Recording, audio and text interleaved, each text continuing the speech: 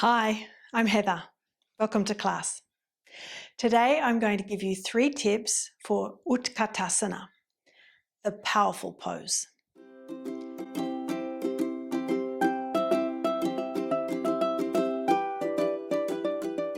Before we begin, if you find this video helpful, be sure to like and subscribe. Hit the bell so you're notified when a new video is available.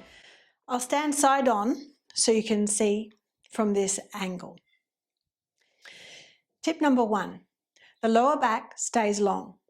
If we place the hands on the back of the pelvis, we can feel when we bend the knees, does the back of the pelvis creep up into the lumbar, closer to the ribs, causing the belly to pull forward?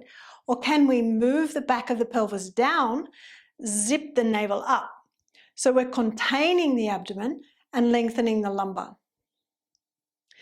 Tip number 2, can we bring the shins, the spine and the arms to the same angle? Tip number 3, resist the forearms away from the floor.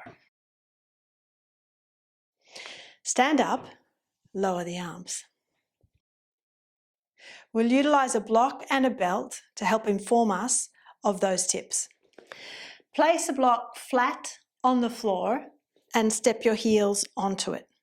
Feet together. Bend the knees and feel as you bend the knees, you can keep the tailbone descending, navel ascending. Bend the knees towards the right angle. And as we prepare to bring the spine forward to the same diagonal line as the shins, make sure that you're not dipping the lumbar in. Keep the tailbone long, lumbar spine broad. Hold the belt between your hands, shoulder width apart.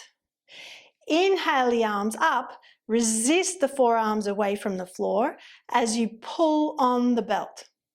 Pull on the belt in such a way that you squeeze the elbow tips in, arms strong and straight.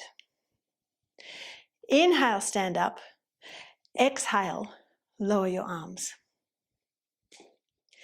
So there are 3 tips for Utkatasana. Thanks for joining me.